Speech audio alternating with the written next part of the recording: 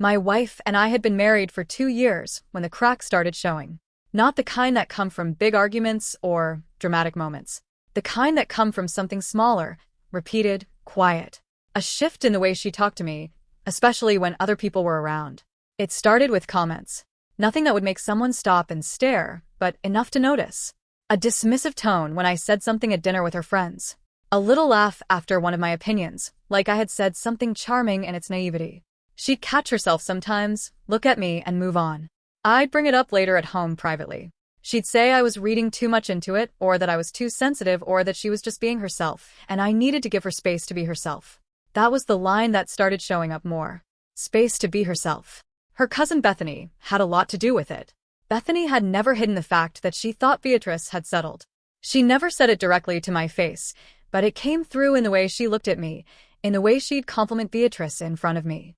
"You look incredible tonight. Honestly, I don't know how you do it," as if I wasn't standing right there. Bethany had this talent for building Beatrice up in a way that quietly subtracted from me. And Beatrice let her. More than that, she absorbed it. Over the months before that Saturday in Bucks County, I had 3 separate conversations with Beatrice about it. Real conversations at home without an audience. I told her that the comments weren't acceptable, that the way she spoke to me in front of others wasn't what we agreed to. She'd nod, apologize in the way people apologize when they already have an excuse prepared. And within 2 weeks, it was back, slightly different shape, same substance. The gathering at Bethy's property was a birthday event, about 20 people, mostly women Beatrice had known since before we met. College friends, coworkers, a few cousins. I knew maybe 2 of them by name. The place was a large farmhouse property in Bucks County, about an hour from our place in Philly. Big yard, string lights, the kind of setting where people feel untouchable. I drove us out there. She spent most of the ride talking about who was going to be there. I spent it watching the road. When we arrived, she disappeared into the group within 10 minutes. That was fine. I got a beer, talked to a couple of people near the grill, watched the afternoon stretch out. I wasn't uncomfortable. I just had no stake in it. It wasn't my circle, and I never pretended otherwise. It was around 7 when it happened. A group of 8 or 9 people were gathered near the fire pit. I was a few feet away, close enough to hear clearly. The conversation had drifted toward relationships. Who controls what? Who checks in with who? The kind of topic that sounds casual until it isn't. Beatrice was in the middle of the group. Bethany was right beside her. Someone asked something. I didn't catch the exact question. And Beatrice looked around the circle, collecting eyes, and said it. I don't answer to him. Not where I go. Not who I'm with. A few people laughed. Bethany laughed. Someone said, "That's right." Beatrice was still smiling when she looked over and found me watching her. The smile held for a second. Then something in it shifted, not into regret, into something more like calculation. Like she was wondering what I was going to do. I finished the beer in my hand. Set the bottle down on the near surface. "Fair enough," I said. Not loud. Not for the group. Just loud enough for her to hear it clearly. Then I walked to the car. She didn't follow. I didn't expect her to. I started the Toyota and pulled out of the gravel lot. And for the first 40 minutes on the road back to Philadelphia, I didn't turn the radio on. I just drove and let everything that had been sitting somewhere in the back of my mind move forward into something clear. By the time I crossed back into the city, I knew exactly what I was going to do. I got home a little after 9, parked on the street, sat in the car for about 30 seconds, then got out. The first thing I did was go to the storage room off the laundry area. I had a steel lockbox bolted to the wall in there, tools, spare hardware, equipment I used for work. I pulled out a Schlage & Code deadbolt I had picked up 3 months earlier for a client job that got canceled. Still in the box, keypad entry, app connected, no physical key required. I had bought a second one at the time, thinking I'd use it on our back door eventually. Never got around to it. I got around to it that night. I spent about 40 minutes on the front door, removed the old lock, cleaned the bore, fitted the new hardware, ran the wiring for the keypad, tested the motor twice. Then I reset the code to something she'd never guess, and disabled the guest access on the app. The back door took another 25 minutes. Same process. When both doors were done, I went to the bedroom closet and pulled out the 2 large rolling suitcases she kept on the top shelf. The ones she used every time she went to stay with Bethany. I knew what she'd need. I'd watched her pack enough times. I went through her side of the closet and the bathroom and put together what was there. Clothes, toiletries, the bag she kept her personal documents in, chargers, shoes. I wasn't trying to be cruel about it. I was trying to be thorough.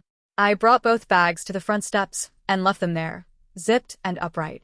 I had just come back inside and was washing my hands at the kitchen sink when I heard a knock at the front door. Not urgent, just 2 firm knocks. I dried my hands and opened it. It was Madison Tate. She lived in the unit directly across. We'd spoken maybe a dozen times over the past year. She was holding a set of keys in one hand and had clearly just come back from somewhere, still in her jacket. "Sorry to knock this late," she said. I saw the bags on the steps when I was coming up the walk. Wanted to make sure everything was okay." "Everything's fine," I said. "Not your problem to deal with." She nodded but didn't move right away. "I've heard some of it, through the walls. Not trying to be in your business. I just want to make sure you're all right." There was no angle in the way she said it. Just a straight question. I stepped back. "You want to come in for a few minutes?" She came in. I grabbed 2 beers from the fridge. Preston's, a local craft I'd picked up at the bottle shop on Walnut. And we sat at the kitchen table, and I talked. Not the rehearsed version, not the careful version, the actual version. The pattern of comments, the conversations that went nowhere, the way Bethany had been chipping at the foundation for months. What happened at the fire pit that evening, the exact words.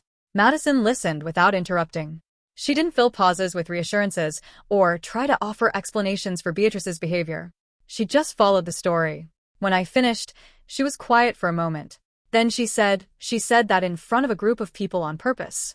She looked around first to make sure they were watching. "Yes," I said. Madison shook her head slowly. "That's not a slip. That's a performance." "Yeah," I said. "That's the word for it." We talked for another hour. She'd had her own version of something similar.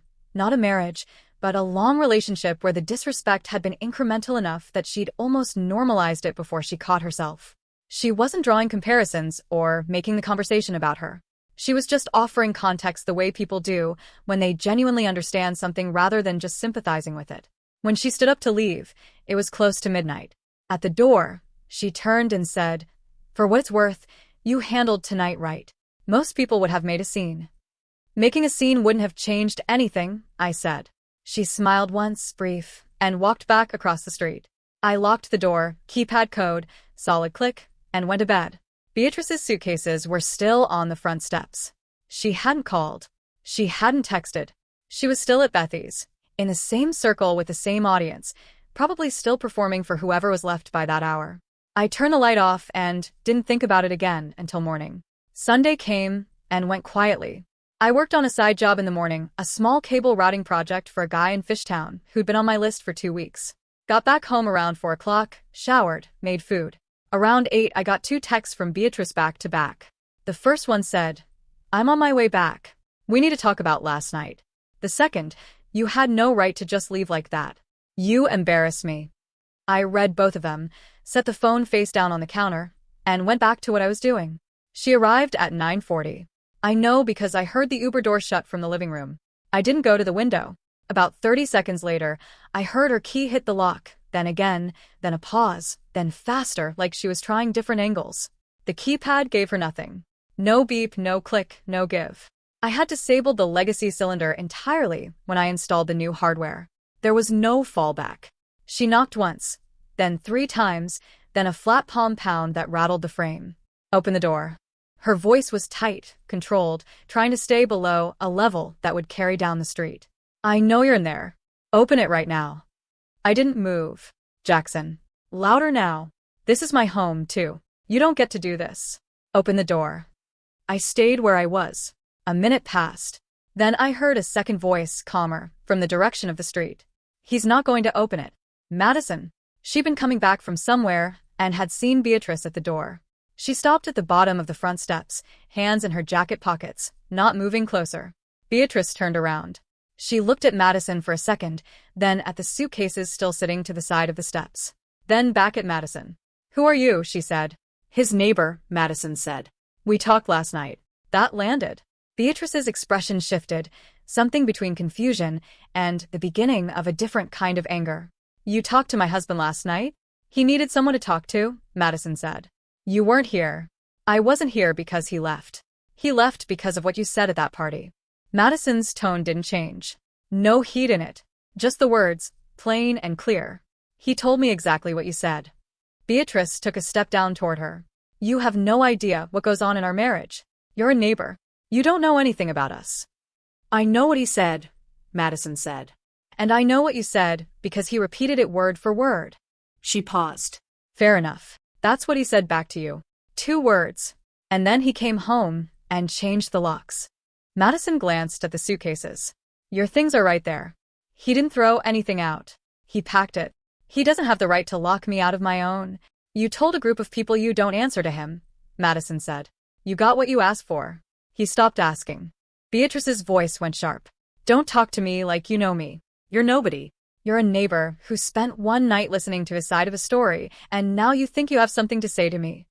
I'm not trying to have a conversation with you, Madison said. I'm just telling you what happened, he decided. Beatrice laughed, short and brittle. He doesn't get to just decide. He is not the kind of man who just decides things and walks away. He's not built like that. Madison looked at her for a moment without expression.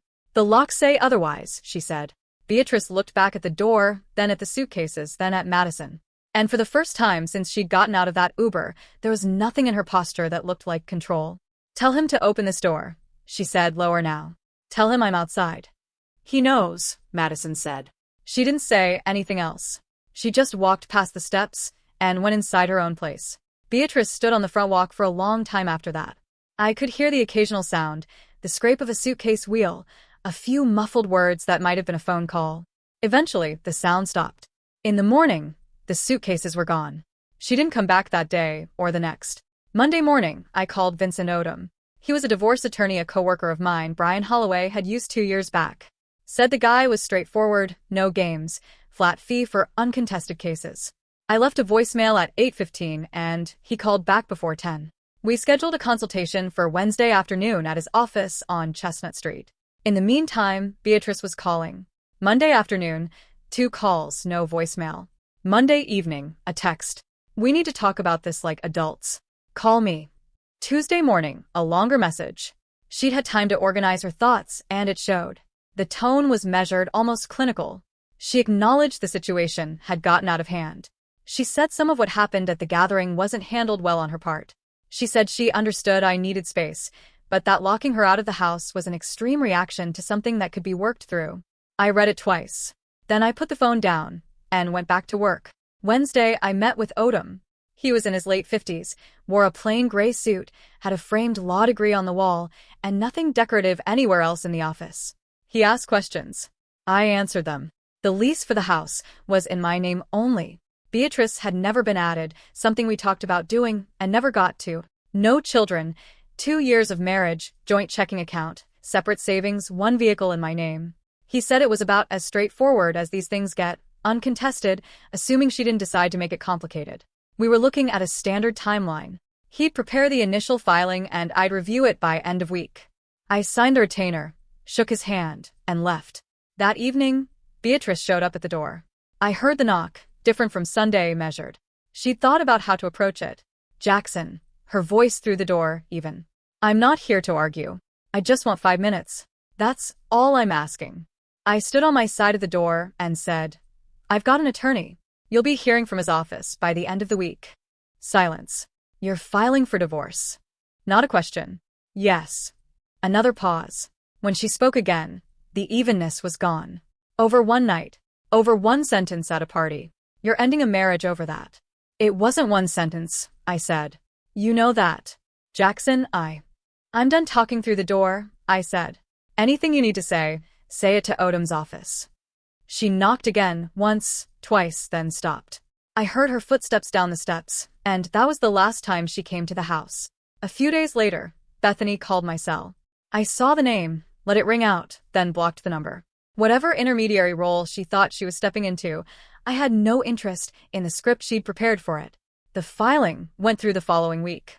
Odom's paralegal sent Beatrice the paperwork to her email and to Bethy's address, which Beatrice had listed as her temporary residence. Within 48 hours, Beatrice had retained her own attorney, a woman named Rose Callahan, out of Center City.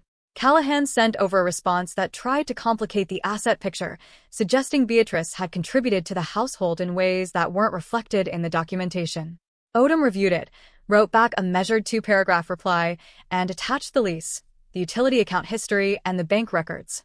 All of it in my name or showing separate finances. Callahan's office went quiet for 4 days after that.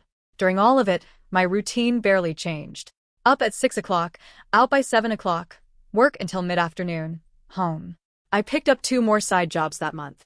A network wiring project for a dental office in South Philly and a small security camera install for a guy in Germantown. The extra hours kept the evening structured, and the extra income covered Odom's retainer without touching my savings. Madison and I crossed paths a few times that week. Brief conversations. How was the job? How was the process going? Nothing heavy. There was an ease to it that I hadn't expected, like 2 people who'd skipped the part where you have to figure out if the other person is worth trusting. On Thursday evening, she knocked on my door with a container of leftover chili. She said she'd made too much of it. I told her she didn't have to do that. She said she knew. I took the container. We ended up talking for 2 hours at the kitchen table. No agenda, no wait. Just 2 people talking in a quiet house while the paperwork on Beatrice's marriage moved through the system at exactly the pace it was supposed to. 3 weeks into the process, I got a call from a number I didn't recognize. I answered on the second ring. It was a work habit. I always picked up unknown numbers in case it was a new client referral. It wasn't a client. Jackson. A woman's voice, late 30s, measured. This is Irene Pope. I'm a friend of Beatrice's. We went to school together. I'm not calling to argue. I just wanted to talk to you directly, person to person. I leaned back in my chair. How did you get this number? Beatrice had it in her contacts. She asked me to reach out. She asked you to call me, I said. She's going through a hard time. I think she genuinely wants to understand what happened, and she feels like there's no channel left. Irene, I said. With respect, I have an attorney. If Beatrice wants to communicate something, that's the channel. That's the only channel. A pause. She's not trying to fight the divorce, Jackson. She just wants. Then she won't have any trouble signing the paperwork, I said.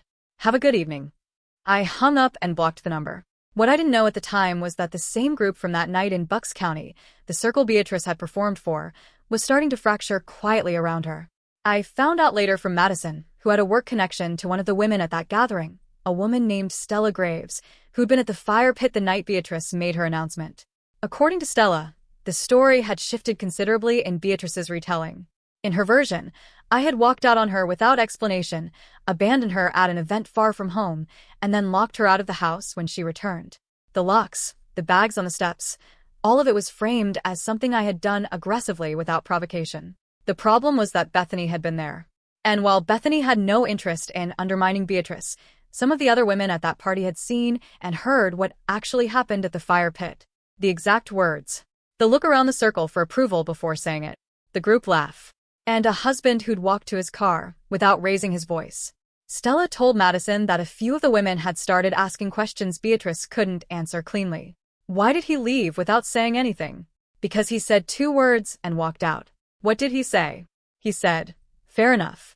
And then what did she do? She stayed. That sequence didn't land the way Beatrice needed it to. In the 3rd week of the process, Madison and I went to a Phillies game. It wasn't a planned thing. She had 2 tickets from a coworker who couldn't go. She mentioned it on a Wednesday. I said, sure. We drove to Citizens Bank Park, grabbed hot dogs and sodas from a stand on the concourse, found our seats in the lower level along the 3rd baseline. It was a Tuesday evening. The crowd was decent. The weather was good. We didn't talk about the divorce. We didn't talk about Beatrice. We talked about the game, about her job at the architecture firm in Old City, about a home renovation project I'd been thinking about in the spare room. At one point, she argued with conviction that the designated hitter rule had ruined something fundamental about baseball, and I told her she was right, and she seemed surprised that I agreed so quickly. Most people argue with me on that one, she said. Most people are wrong about it, I said. She laughed. Not a polite laugh, a real one, the kind that comes out before someone decides whether to let it. Someone from Beatrice's circle saw us there. I didn't know it at the time. A woman named Catherine McLean, one of the outer edges of the group, not someone I knew well, was seated about 12 rows behind us with her husband. She recognized me, saw Madison, and by the next morning had mentioned it to at least 2 people she knew through Bethany. Beatrice found out before the week was over. She called me that Friday. I let it go to voicemail. The message was 4 minutes long. I listened to it once. She covered the game. Madison, how long it had supposedly been going on. What kind of person starts something with a neighbor while his wife is staying at her cousin's dealing with a fallout of what he did? Her voice moved between controlled and not, depending on the sentence. I called Odom's office Monday morning and mentioned the voicemail. His paralegal noted it. He said it didn't change anything procedurally, but it was useful to have on record in case her side tried to introduce conduct arguments later. He didn't think they would. Callahan's office was too experienced to take that approach with the kind of documentation we had, but it was worth logging. Odom was right. Callahan's office didn't push it. What they did instead was request a 30-day extension on the response deadline, citing Beatrice's need to review the asset documentation more carefully. Odom granted it without objection. He told me extensions like that were standard, and that in his experience they usually meant the other side was getting close to accepting the terms and needed time to prepare their client emotionally rather than legally. She's going to sign, he said. I know, I said. That same week, Stella Graves, the woman from Beatrice's circle who'd been at the party, ran into Madison at a coffee place in Rittenhouse. They talked for about 20 minutes. Stella said she'd been thinking about that night in Bucks County and that she'd felt uncomfortable watching it happen in real time, but hadn't said anything. She asked Madison to pass along that she was sorry it went the way it did. Madison told me that evening, sitting across from me at the kitchen table with a cup of tea between her hands. She didn't have to do that, I said. No, Madison said. She didn't. Outside the window, the street was quiet. The front steps where Beatrice's suitcases had sat were empty. The keypad on the door held its code, without asking anyone's permission. 30 days later, Callahan's office sent over a signed response. No contested assets, no conduct claims, no request for mediation, just a signature on the line where it needed to be. The divorce was finalized on a Thursday morning in late October. No courtroom, no drama. Pennsylvania allows uncontested divorces to process administratively once both parties have signed, and the waiting period clears. Odom called me at 11:47 a.m. to confirm the decree had been issued. The call lasted about 4 minutes. I thanked him. He said it was a clean case. I settled the remaining balance on his invoice that afternoon via bank transfer. That was it. I went back to work after lunch. I had a scheduled job in Northeast Philly, a commercial wiring run for a small medical office that was expanding into a second suite. The work took about 6 hours. I drove home, showered, made something to eat. Simple, unremarkable, exactly the kind of day I'd been wanting for the better part of a year. In the weeks that followed, I started putting the spare room to use. I'd had a plan for it since we moved in, a proper workspace, a workbench along one wall, shelving for tools and equipment, room to take on small jobs from home without hauling everything in and out of the truck. Beatrice had never been interested in the idea. She said it would make the house feel like a shop. With her gone, I ordered the lumber, spent 2 weekends building it out the way I'd always pictured it. It turned out exactly right. Madison helped me hang the shelving on the second weekend. She showed up with a level and immediately pointed out that my initial pencil marks were off by almost a 1/4 inch on the left side. I told her the level I'd been using was cheap. She said that wasn't the level's fault. I told her I was aware of that. We had dinner after, takeout from a Thai place on South Street that she'd been recommending for 2 months. She was right about it. I told her so, and she accepted the admission with more satisfaction than was strictly necessary. By November, we were spending most evenings together. No announcement, no conversation about what it was. It just settled into a pattern the way things do when neither person is performing for the other. She came over, or I went across. We cooked sometimes, ordered in sometimes, watched whatever was on without much debate about it. On weekends, we moved around the city, the Italian market on Saturday mornings, Fairmount Park when the weather held, a hardware store run that took 40 minutes longer than it needed to because she had opinions about everything, including grout sealer, which I respected. She was direct in a way I hadn't encountered much. If something bothered her, she said so plainly, without building a case around it or waiting for an audience. If she thought I was wrong about something, she told me.